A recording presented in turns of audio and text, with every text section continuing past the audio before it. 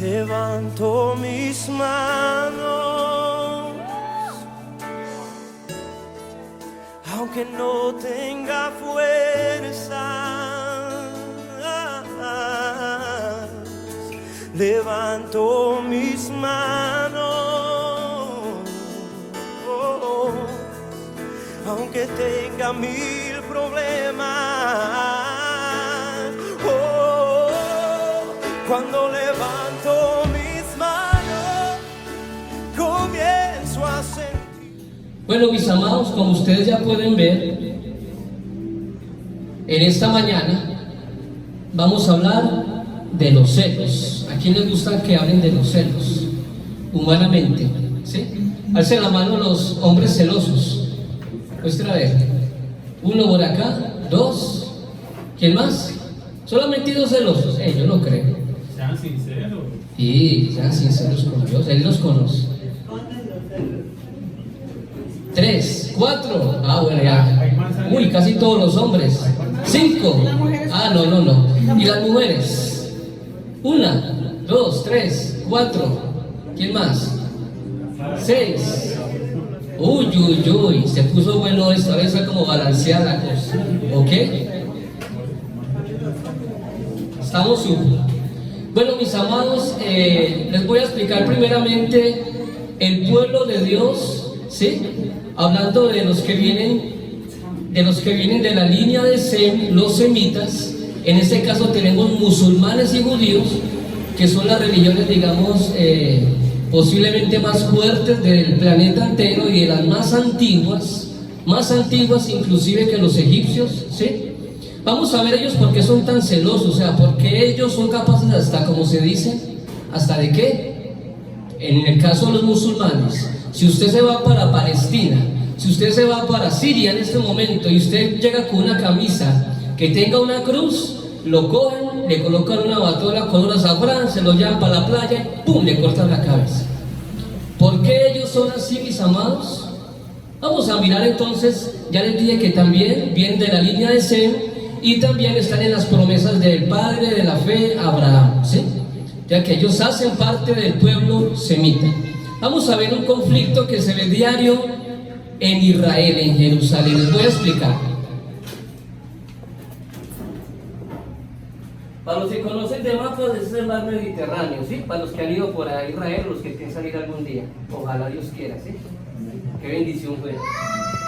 Aquí se encuentra Israel, muy cerca de ¿qué? De Egipto, ¿sí? De Misraim, como dice la palabra. Aquí queda el Mar Rojo, y aquí en Israel lo coloqué grande porque no hay más espacio, pero el templo queda aquí en este lugar. Desde que inicia Israel, desde Beerseba hasta Dan, son los límites de Israel. Los palestinos, los jordanos, los están rodeando. En su mayoría son musulmanes. O sea, Israel es tan pequeño, según cuentas, como Risaralda.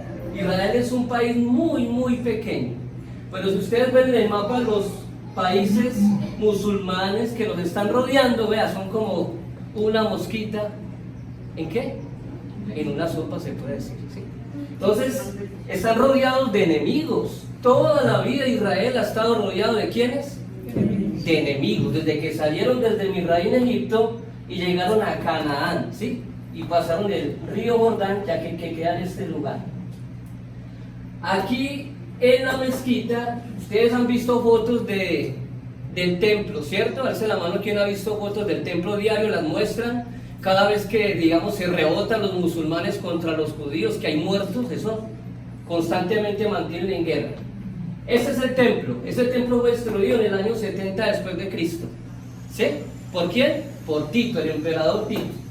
El muro de los lamentos, ustedes han visto a los judíos que van diario, van a un muro a lamentarse, a llorar, por llamar muro de los lamentos, y colocan unas noticas en las cuales escriben sus peticiones y las meten por los lugares donde van las placas. Son unas placas de toneladas, como las de Egipto, son grandísimas las placas con las que se hicieron las torres, ¿sí? Las 4 torres. Ahora, este es el muro. Aquí van todos los judíos. Ustedes los han visto con sus mantos, con su talit. ¿Y qué hacen ellos? Orar, se tapan. ¿Sí los han visto o no los han visto? Sí. Ok. Aquí en la parte de arriba queda la mezquita de Don Omar, acá en la parte de arriba, y aquí queda la de Aqsa, ¿sí? Estas fueron hechas en el año 690 después de Cristo. Esta y esta. Se supone que Mahoma subió acá a los cielos, se supone lo que ellos dicen y lo que ellos creen, pero Mahoma vivió en este lugar. Desde esta época del año 600 después de Cristo se encuentra esta mezquita. Ellos cada vez, estuve leyendo yo en un documental, los musulmanes, siempre que llegan a un lugar, siempre van a ubicarse, o se van a ubicar sus mezquitas en donde estén las de las otras religiones. Ellos lo hacen para ser dominantes sobre las otras religiones. O sea, si en un lugar, o si tienen la posibilidad de acabar, de tumbar, de volar una iglesia católica, ahí van a colocar, ¿qué? Una mezquita. Si tienen la posibilidad de colocar, o de quitar una sinagoga, ahí van a colocar una mezquita. Acá no, porque acá esto no es de nosotros, pero si esto fuera de nosotros, si esto llena de musulmanes, posiblemente hasta huelen esto para colocar, ¿qué? ¿Por qué ellos son tan celosos? ¿Sí? Vayan meditando. El caso es que aquí el templo ya no existe. Este es el templo. Aquí queda el lugar santísimo donde se guardaba el arca y el lugar santo donde entraban los sacerdotes diarios. ¿Sí? Está muy pequeño, pero bueno. El caso es que eso ya no existe. Desde hace 2000 años los judíos están tratando de volver a su tierra para volver a ser el templo de Jerusalén.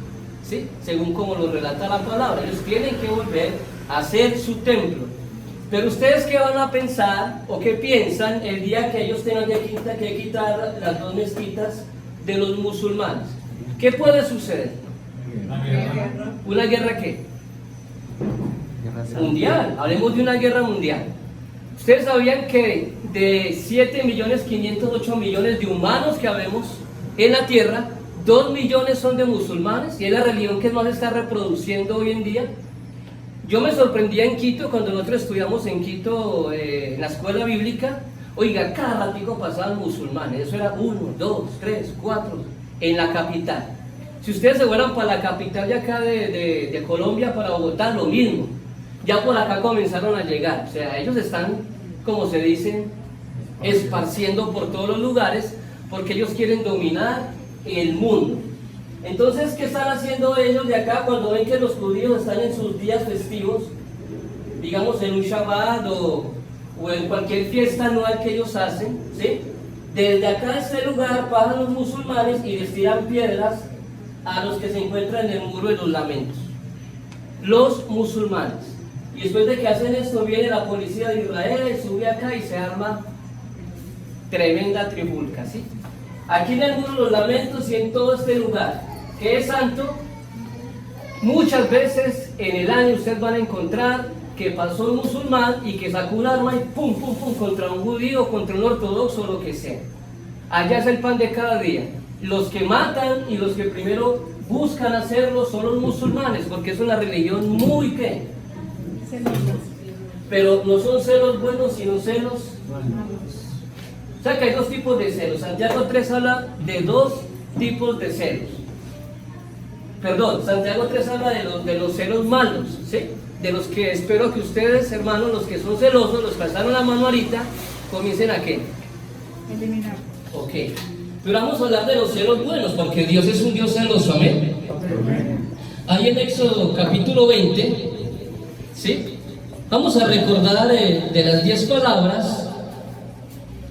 Ya les voy a decir el versículo.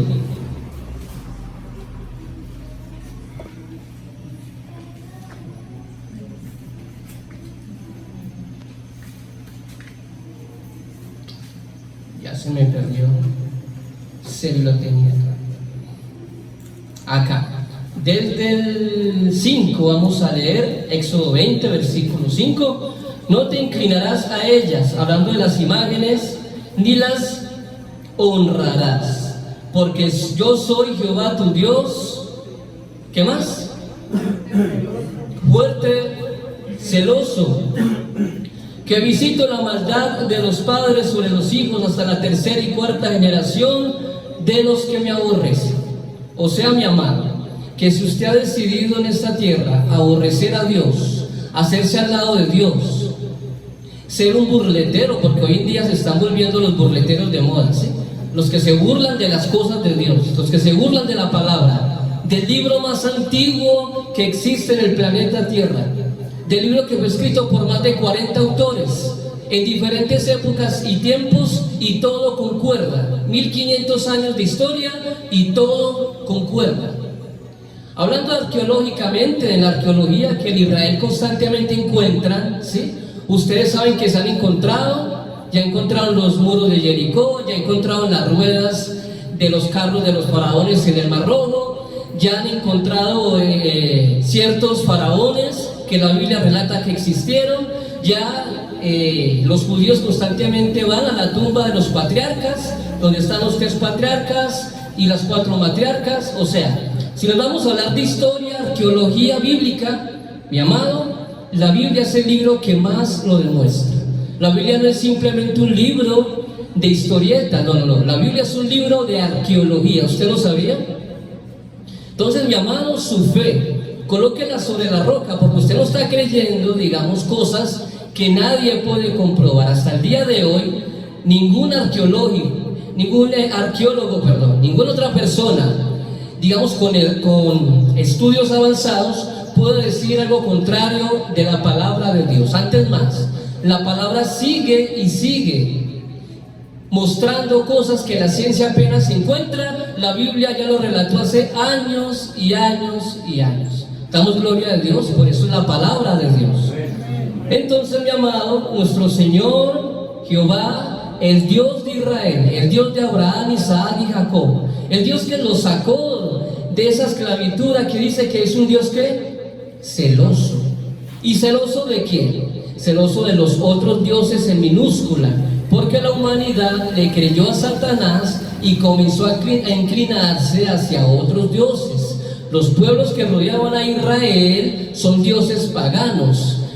Hubo 2 reyes de Israel que inclusive se inclinaron tanto a esos dioses que quemaron a Quemos y a Baal, a sus propios hijos.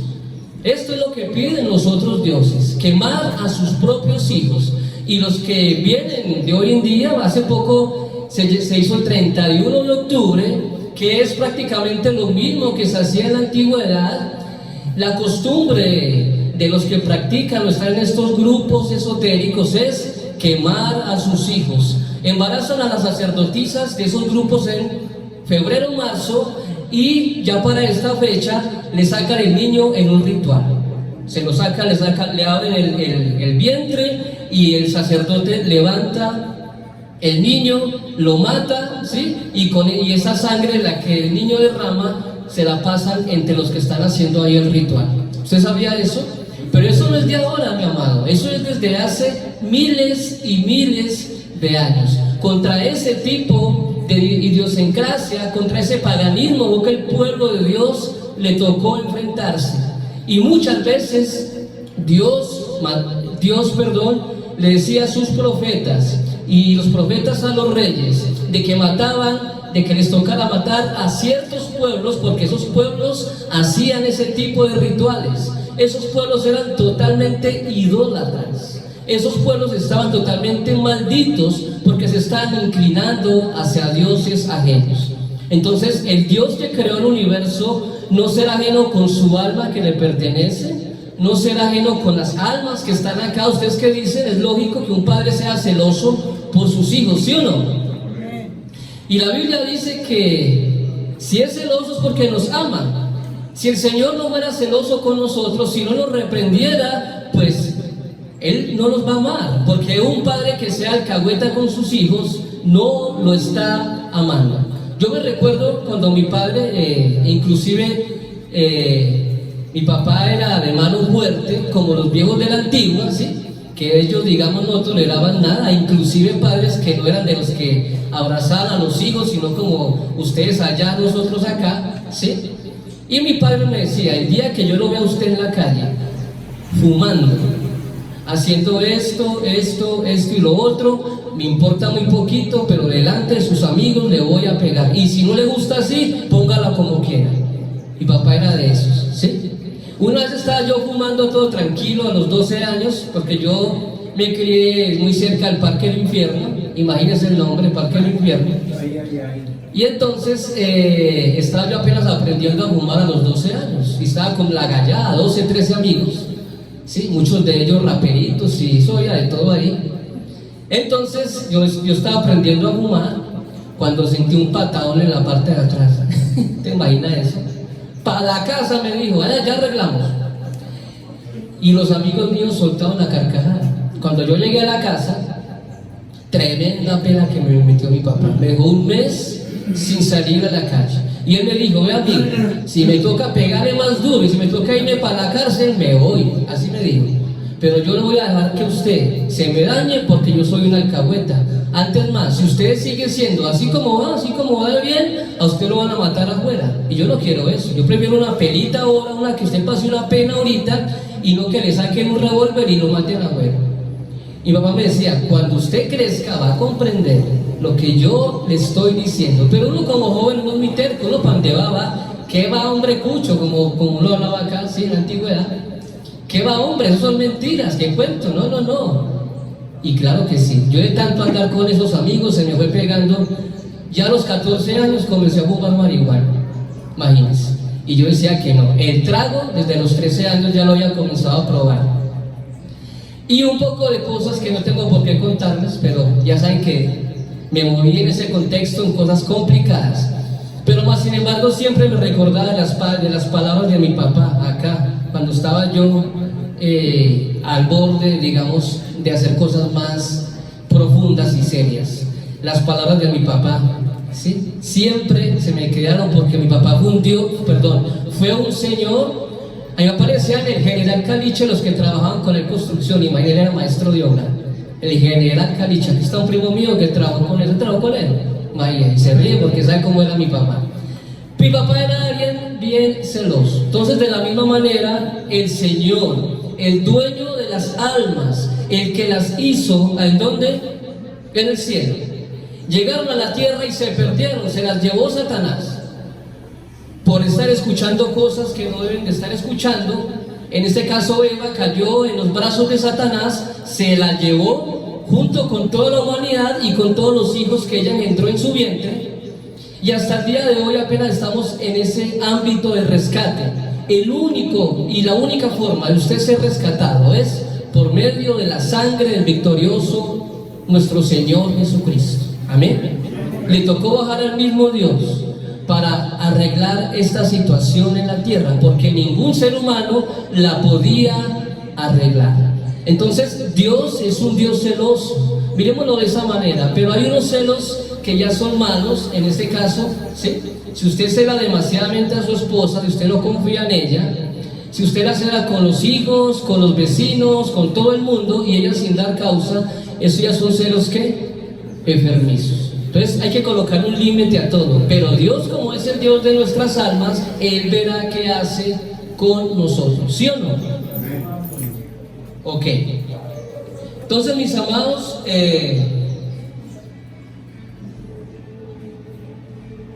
de este libro, el gran discipulado, el verdadero discipulado, he sacado el estudio de hoy. Hay unos hermanos que están estudiando con nosotros los viernes, ya ellos más o menos saben lo que les vamos a hablar, pero como la mayoría están viniendo el viernes, los voy a desatrasar. ¿Sí o no? Ok. Si su corazón no arde con viva pasión, ¿por qué los musulmanes hacen lo que hacen? Porque ellos están convencidos de lo que creen. ¿Sí me entienden? El corazón de ellos arde de viva pasión por el Salvador. En este caso, ¿cuál es su Salvador? ¿Cuál es su Redentor? ¿Cuál es su Mesías? Mahoma. ¿Sí? La condenación cae sobre él. Si usted no cree en ese Salvador, en este caso nuestro Señor Jesucristo, con viva pasión, la condenación caerá sobre usted. Porque usted será un deportista que corre de cualquier manera, ¿sí? Usted va a ser una persona que no va a llegar a su límite, porque usted no tiene esa convicción plena de lo que cree. Si hay algo, mi amado, de lo que usted debe de estar plenamente convencido es en su fe. Y si usted no está plenamente convencido de su fe, va a llegar un momento en que el mismo Satanás, el adversario, lo va a mover de esa fe si usted no está puesto sobre la roca. Amén.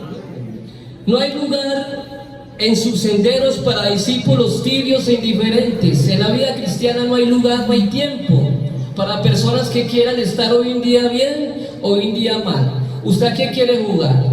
¿O es o no es? Porque el día que el Señor venga por su iglesia, ¿sí? ¿Qué va a suceder? Usted sabe que hay un juicio final, que hay un día en que todas las almas vamos a estar delante de nuestro Señor Jesucristo, y por eso Él nos dice en la palabra constantemente: el pueblo mío es santo. El pueblo mío debe ser un pueblo celoso en gran manera de las cosas de Dios. ¿Usted cela las cosas de Dios? Cuando llega alguien y le dice a usted: vea, el Dios que usted cree, yo no creo. Yo no creo en ese libro lleno de mentiras, ese libro ahí escrito por humanos. ¿Usted con qué va a responder? ¿Se va a quedar callado? ¿Usted qué hace si llega alguien y le pega a su papá? Alguien que usted no conozca, llegue y que su papá esté de pronto enfermito y llegue alguien así de alegría y ¡pum, pum, pum! ¿Usted se va a quedar quieto? ¿Lo va a defender? Dígame. ¿Lo va a defender, sí o no? ¿Y por qué no defendemos la fe?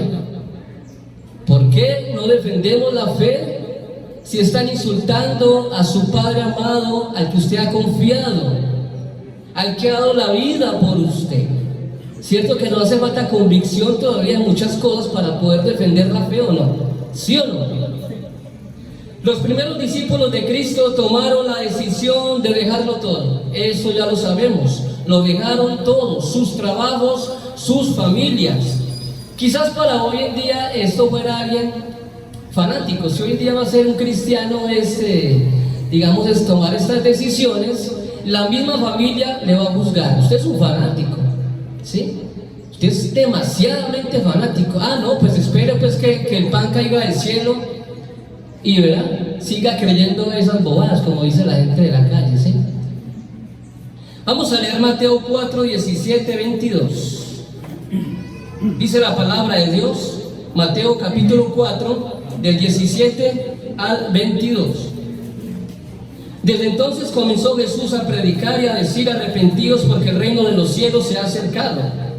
Andando Jesús junto al mar de Galilea, vio a dos hermanos, Simón llamado Pedro y Andrés su hermano, que echaban la red en el mar porque eran pescadores. ¿Qué eran ellos? Pescadores. Y les dijo: venid en pos de mí y os haré pescadores de hombres. Ellos entonces, dejando al instante las redes, le siguieron. ¿Qué hicieron ellos? Dejaron al instante, no lo pensaron, inmediatamente se fueron con el Señor Jesucristo. ¿Y qué dejaron? Las redes, su trabajo, lo único que ellos sabían hacer. Quizás, si usted no sabía, ahí en el capítulo 8 de Mateo, Pedro tenía suegra. Y si tenía suegra, pues era casado, porque la fornicación no existe en los judíos. Ellos se casaban desde jóvenes, vírgenes, ¿sí? Porque tampoco en los judíos y en el pueblo de Dios es permitido ese tipo de situaciones, vírgenes, ¿sí? Para poder que tengan la bendición totalmente de Dios. Lastimosamente en esta época ya no existe eso. Y eso es lo que el pueblo de Dios hoy en día como iglesias quiere, que los jóvenes que habitan, que son cristianos, convivan entre ellos, se enamoren entre ellos y se casen entre ellos, ¿sí? Para que no vaya a haber yugo desigual. Porque si va a haber yugo desigual, pasa lo mismo que sucedió con Salomón, que por enamorarse de otras mujeres concubinas de otras naciones, ¿qué pasó con Salomón? Terminó alabando a los dioses de otras naciones. Pasando de allí, vio a otros dos hermanos, Jacobo hijo de Zebedeo y Juan su hermano, en la barca con Zebedeo su padre, que remendaban sus redes, y los llamó el Señor Jesucristo. Y ellos, dejando al instante la barca y a su padre, le siguieron. Imagínense, no solamente dejaron el trabajo al instante, sino que dejaron a su padre, ¿quién? Jacobo y Juan, los hijos del trueno. Imagínese usted, dejaron todo el trabajo, el único sustento que tenían para sus familias, todo por seguir a nuestro Señor Jesucristo. Yo me imagino los familiares de ellos: ¿tú estás loco? ¿Cómo se te ocurre? ¿Qué vas a hacer? ¿Vas a seguir a un hombre? No, pues hará milagros, pero milagros los hace cualquiera, o será otra cosa, o será hechicería. ¿Usted se imagina a Satanás trabajando en los mismos familiares de ellos, de los mismos apóstoles? Mira, hermano, cuando usted entró a Cristo, esto también te va a suceder. Y si no te ha sucedido, es porque no estás haciendo la labor también como cristiano. Tu misma familia te va a negar. Eso me ha pasado en el caso mío. En esos días vinieron de España mis primos, se reunió mis tíos, bueno, eso sí, a sus cosas, a su borrachera, a su trago. Mi prima llegó con un suizo de marido, ¿sí? Esos que llaman por ahí modelos. Y la prima mía es como también, bueno, está metido en el cuento de la mafia, ha tenido muchos maridos. Ustedes ya sabrán en qué contexto, aquí en Colombia sabemos de qué contexto es ese, ¿sí? Toda la familia allá reunida mandaron fotos, no, pues qué belleza, entre comillas. ¿Y por qué no me llamaron a mí? ¿Por qué no me llamaron ustedes? Porque dicen, porque yo soy ¿qué? Lunático, fanático, ¿qué más? Loco. Ok, y yo les dije a mi hermana, vea, si a mí me llaman, vamos a comer a un restaurante por acá, con mucho gusto voy y los saludo, no hay problema. Pero si me van a llevar a una finca que alquilaron en Cerritos, como esos de las novelas de mafiosos, conmigo no van a contar, ¿sí? Yo soy un siervo, un hijo de Dios. Yo soy alguien que predico la palabra de Dios. Y yo tengo que darle ejemplo a las almas que tengo a mi custodia. ¿Amén? Mire, mi amado, si su familia no se va a oponer a usted, quizás es porque usted no está haciendo las cosas bien. Porque nosotros somos enemigos literales del mundo, ¿sí? Estamos en el mundo, pero ¿qué? No nos movemos en el mundo. Yo me enterré ayer porque hay un varón que han hablado mucho de él, no voy a decir el nombre para no, de pronto me linchan acá, ¿sí? En la política de acá de Colombia llegó una embajadora de España hablando de que en los colegios y en las escuelas, ¿sí? Porque Petro ya firmó con la Unión Europea, se va a enseñar que hay todo tipo de sexos, hombre, mujer, hijes, no sé cómo es que le llaman a eso, o sea, que no tienen sexo. Y dijeron que el sexo no lo puede definir la formación del hogar, sino la cultura. Y hubo uno que fue el expresidente de Colombia, que me parece parado en la raya, y es el trabajo de nosotros los cristianos. No sé si conoce Biblia, pero él dijo, vean señores, en el Senado les dijo, yo tengo nietos, yo tengo hijos, ¿sí? Y yo no voy a permitir que ustedes con esos pensamientos tan nefastos vengan acá a Colombia a acabarle la vida a todos los niños. ¿Ustedes cómo se les ocurre? Van a acabar la familia, el centro de toda la familia, la están acabando desde lo más profundo. Eso es algo totalmente demoníaco. Y el presidente firmando ese tipo de cuestiones. No se extrañe cuando su niño y su niña, aquí los niños que están presentes, cuando en el colegio los profesores les digan ese tipo de cosas, ¿sí? Que puede tener dos sexos, que no importa nada, que nadie los puede juzgar, que ni aún los padres tienen por qué decirles algo. Como se dice, se los metieron en el rancho, pero bien metidos, ¿sí? Porque si hay alguien que define quién debe de criar los hijos, ¿son quiénes? ¿Quiénes? Bueno, si usted es padre, si usted no es padre, pues hará lo que el sistema le diga con sus hijos. Vea, hermano, si usted no está parado en la fe y en la raya, en este tiempo que estamos viviendo tan complicado de la historia del cristianismo, déjeme decirle que usted se lo va a tragar el sistema facilito, para allá va. Y el nuevo orden mundial, como van las cosas, no está jugando, hermanos. Se va a llegar un tiempo, porque ya están hablando los predicadores de España, que ya están persiguiendo a los predicadores. Y si usted no deja sentar acá todo tipo mejor dicho, de personas, y si usted los va a juzgar, mis amados, déjenme decirle que sea usted para la casa. Así la palabra lo diga, les importa muy poquito si la palabra dice algo. Están complicadas las cosas para la iglesia, mis amados. Entonces, Con ese celo y con ese fuego, mis amados, es que usted debe defender la fe. Si Dios ya lo dijo en su palabra, usted no tiene por qué decir otra cosa. Si la palabra dice negro, es negro, ¿sí? Pero lo que me analizaba era alguien que es católico, fue expresidente, y se paró en la raya contra todos los senadores y dijo: no estoy de acuerdo, yo tengo una formación católica, en este caso cristiana, ¿sí? Yo tengo hijos, yo tengo sobrinos, yo tengo nietos, ¿yo cómo voy a tolerar eso? Y dijo: no señores, no señores. ¿Ustedes no creen que como iglesia y como cristianos debemos de levantarnos en contra de ese tipo de ideologías? ¿O usted va a dejar que el sistema acabe con sus hijos? ¿Sí? Como decimos, a nosotros no nos importa lo que cada uno haga en su hogar, pero cuando ya se quieren meter en su casa, en su rancho, usted tiene que pararse por sus hijos, ¿sí o no? Entonces, mis amados, ese era el celo de los primeros cristianos. Ese era el celo por los cuales la iglesia se hacía matar. Si los emperadores dictaban leyes en contra de los cristianos, en contra de los judíos, como Tito, como Dionisiano, como encarcelaron al apóstol Juan en el año 92-93, hermanos, ellos están dispuestos a dar la vida por su fe. Si usted no cree en el cristianismo a profundidad, si usted no sabe qué es el evangelio y no cree en él, hermanos, está en el lugar equivocado. Tenemos que estar dispuestos a dar la vida por los principios de nuestra fe, que es la Biblia, ¿sí o no? Amén. Más adelante podemos ver que el apóstol Pablo también lo dejó todo lo que era él en un pasado.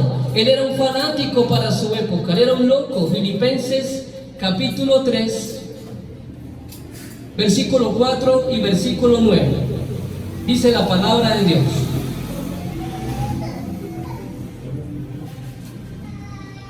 aunque yo tengo también de qué confiar, dice el apóstol Pablo, en la carne, si alguno piensa que tiene de qué confiar en la carne, yo más, circuncidado el 8º día, judío. El apóstol Pablo era judío y fariseo de fariseo, de linaje de Israel, israelita, de la tribu de Benjamín, hebreo de hebreos, en cuanto a la ley fariseo, en cuanto a celo, perseguidor de la iglesia. ¿Por qué el apóstol Pablo perseguía a la iglesia? Ahí en el versículo 6, por el celo, porque él era alguien celoso de la ley de Dios, que no había comprendido, era otra cosa, pero él era un celoso, era tan celoso que estaba persiguiendo a una comunidad que en su época se llamaba una secta. Cuando nació el cristianismo, los judíos creían que era una secta y por eso los perseguían. La secta ¿de quién? De un señor llamado Jesucristo, que hace milagros, no es un brujo, ellos le decían así. En su época era una secta, y el que entrara en esa secta, ¿qué hacían los judíos? Con órdenes de los emperadores, los mataban, mis amados. En Hechos capítulo 7 está el primer mártir cristiano. ¿Se acuerdan del nombre? Esteban. Y el apóstol Pablo era un perseguidor de la iglesia. Él los entregaba a los cristianos para que los mataran. Y él resultó siendo ya al final uno de los principales apóstoles que llevaron el evangelio, posiblemente de Roma hasta España. En esa época era lo más lejano. Aquí dice en el 7: pero cuantas cosas eran para mí ganancia, las he estimado como pérdida por amor a Cristo. Lo mismo que hicieron los otros apóstoles, los 4 primeros. Todas esas cosas que ellos eran, que eran pescadores, que estaban con sus padres, con sus familiares. Aquí el apóstol Pablo sí tenía que dejar más cosas. Todos esos títulos que tenía el apóstol Pablo, les tocaba que dejarlo por amor a Cristo. Será fácil que un doctor en la ley, que alguien que está puesto en un cargo de eminencia a nivel mundial, será fácil que deje un puesto de esos por seguir, entre comillas, a alguien que no le va a dar nada. Eso es lo que dice la gente del común, ¿sí? Y ciertamente aún estimo amor de Cristo, y ciertamente aún estimo todas las cosas como pérdida por la excelencia del conocimiento de Cristo Jesús, mi Señor. Todas las cosas las dejó por pérdida. Cuando usted llegó a Cristo, y los que no han llegado a Cristo, mi amado, haga un balance en su vida. Mire sus cosas pasadas, porque en Cristo usted no puede ser la misma persona. Usted en Cristo debe tener una vida nueva. Usted debe pensar muy bien antes de tomar la decisión de bautizarse. Muchos se han bautizado, pero siguen viviendo pecaminosamente de cualquier manera. ¿Por qué? Porque no lo pensaron antes de bautizarse. Uno antes de bautizar, usted debe pensar muy bien los pros y los contra del Evangelio. Porque si usted quiere jugar con Dios, Dios es un Dios celoso y también es juego consumidor. Con Dios ningún hombre puede jugar. ¿Estamos? Entonces el apóstol Pablo, mis amados, era alguien ¿quién? Muy celoso. Ahora pasemos ese celo, pero ya en Cristo. Por eso ve que el apóstol Pablo hizo todo lo que hizo, porque Dios conocía su corazón, que el celo que él tenía era por el pueblo de Dios.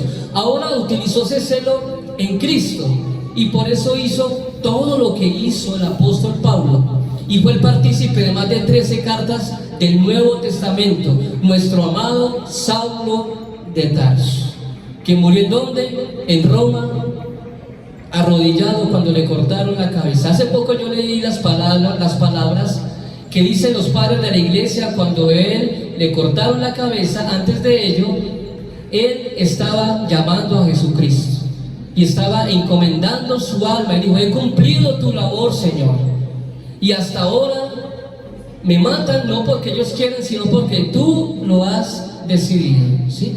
Y en ese momento, cuando él estaba hablando, ¡pum!, le cortaron la cabeza y salía agua como leche de acá de su cuello y sangre, y llenaba al que lo estaba matando, y dicen que comenzó a salir de él un olor a fragancias tremendo, hermano. Eso está escrito en los libros históricos de la iglesia. Así que, mi amado, no se olvide de su celo hacia Dios, ¿sí? También los magos y hechiceros de Hechos 19 de Éfeso, ellos vendieron todos sus libros esotéricos, los compraron por más de 50,000 piezas de plata y los quemaron. ¿Usted se imagina quemar una fortuna de conocimiento, entre comillas, esotérico? Son 138 años de valor de un sueldo constante. Ellos quemaron 138 años de valor de usted estar trabajando todo ese tiempo. ¿Cuánta fortuna quemaron, hermanos? ¿Y por qué lo hicieron? Porque lo hicieron con un arrepentimiento sincero de quien habían creído, ¿sí o no? Los apóstoles lo dejaron todo y aún estuvieron dispuestos a morir por ser discípulos de Cristo. Si hoy en día arranca una persecución en la iglesia, ¿usted estará dispuesto a dar la vida por Cristo? Buena pregunta, ¿cierto? Porque en Europa ya ha comenzado la persecución. Ya hay predicadores que están comentando sobre esto. Y si usted va a predicar otra cosa, que en la ONU, ¿sí me entiende?, que su plataforma no esté de acuerdo, hermanos, nos van a callar. Me gusta esta frase de este libro que dice, y la escribió un ateo: si creyera firmemente que la práctica de la religión de vida influye en el destino de la otra vida, hablando de la otra vida, porque quizás no creía que después de la muerte hay otra vida, lo dejaría todo. Frase escrita por un ateo comunista. O sea que él estaba diciendo que si él creyera con profundidad, con claridad, si esa fuera su fe, de que existe otra vida después de esta, él lo daría todo, estaría dispuesto de dejarlo todo.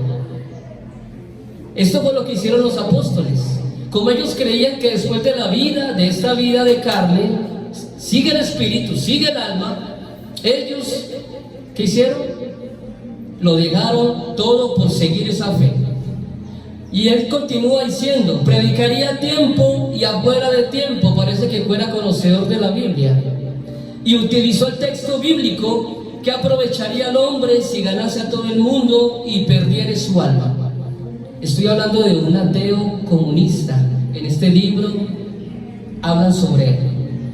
Ahora, mis amados, este celo se perdió en la iglesia, porque según lo que dicen las parábolas, ¿sí?, de nuestro Señor Jesucristo, en el fin de los tiempos van a haber 10 vírgenes. Antes de que llegue van a haber 10 vírgenes, 5 insensatas y 5 ¿qué? Bueno, hablemos de prudentes y hablemos pues de insensatas. Hablemos de una iglesia dormida, la mitad dormida, y hablemos de una iglesia la mitad despierta. Espero que usted no haga parte, ni la iglesia de Cristo de Cuba, hagamos parte de esa iglesia dormida. Porque cuando el Señor llegue por su iglesia ataviada, separada, debemos de estar despiertos, velando a toda hora.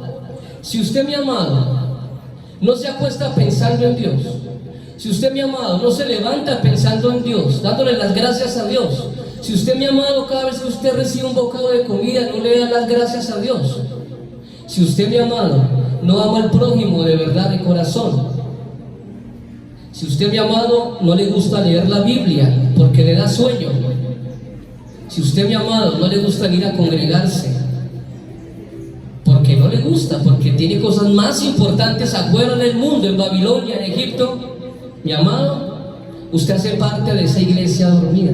Entonces no se extrañe cuando llegue el Señor Jesucristo y ¿qué? Y lo encuentre haciendo otras cosas. Este celo se perdió en la iglesia y el maligno no descansa, y uno deja de existir, hermano. En su pérdida, cuando usted pierde alguna decisión, alguna faceta de su vida, usted pierde porque fue convencido por Satanás.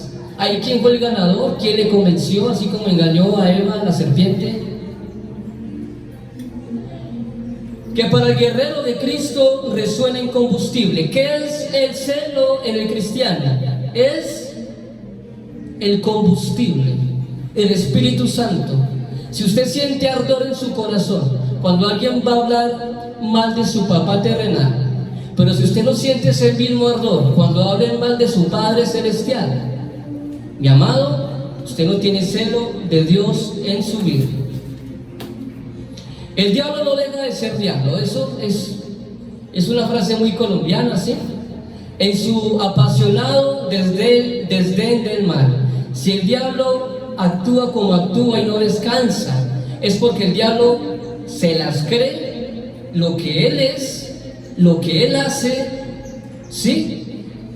Él es apasionado en su desdén del mal. Es alguien que tiene un celo por lo que él hace, pero un celo malo, ¿sí? Pero él es alguien apasionado, porque está constantemente detrás de cada alma, ¿sí? Como decimos acá muchas veces, es como un espíritu chocarrero, colocando zancadillas, ¿sí? A toda hora mirando a ver usted cómo se cae, detrás de usted, mandándole ángeles, haciéndole la vida imposible. Ellos no descansan. El bien debe iluminar como antorcha encendida ante la oscuridad. Según la ciencia y según la física cuántica, la oscuridad no existe. Lo que existe es la luz, y la oscuridad es ausencia de luz. ¿Sí entiende? Cuando usted entra a una pieza oscura, la oscuridad no existe.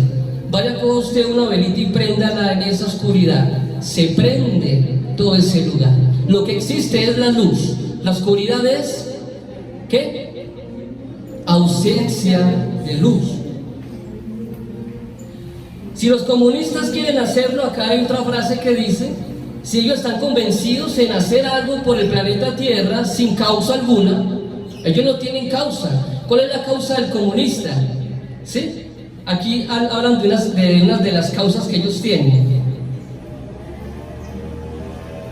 Los comunistas son fanáticos, dice acá el texto, y deciden dar todo su dinero a la obra de la lucha mundial, de la causa sin causa, la no religión. Creen que están haciendo y son el nuevo cambio a una nueva era.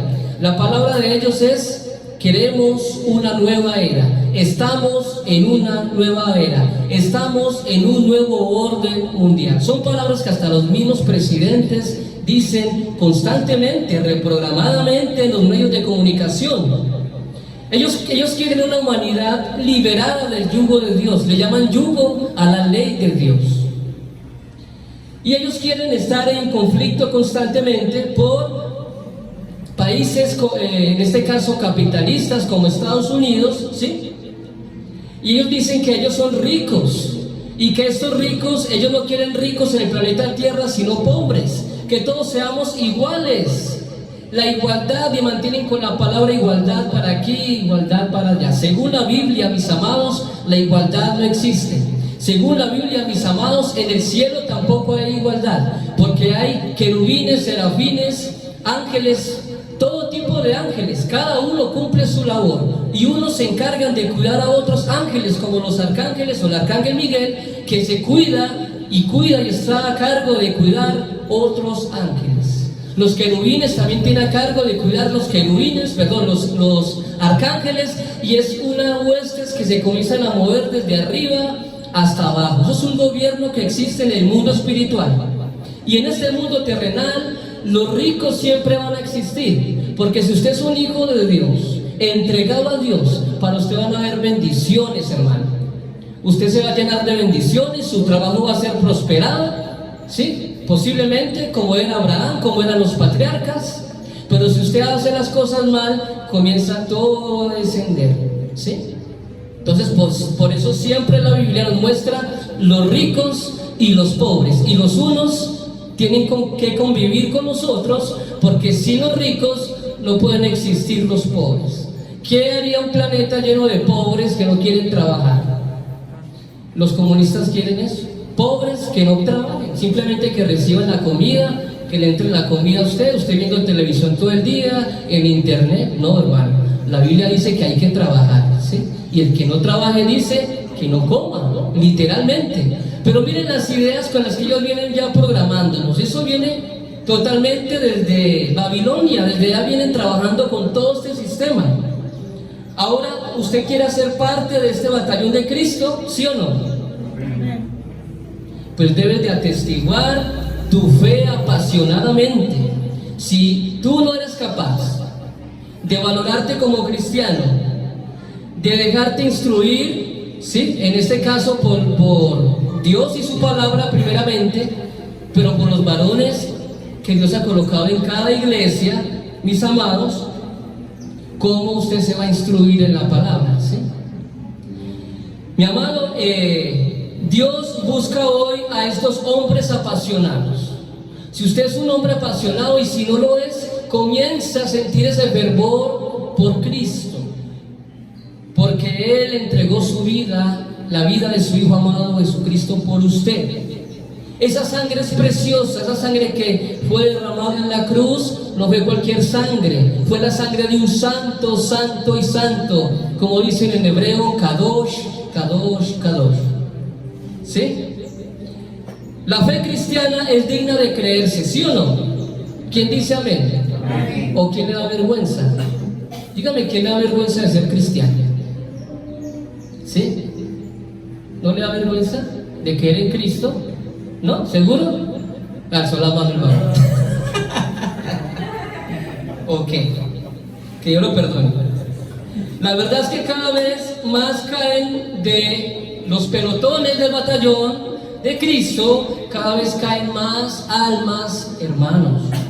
Cada vez nuestro batallón espiritual se comienza a reducir, a reducir y a reducir. En la iglesia de la Colona ha habido más de 1.300 bautizos. Y si miramos cuando nos congregamos, ya habíamos en 280, 300. Y de esos 280, 300, realmente que estuvieran andando en la palabra, porque yo era un diácono de ese lugar, y yo más o menos conocía a las personas, que yo diría, bueno, vámonos ya para un parque con pancartas,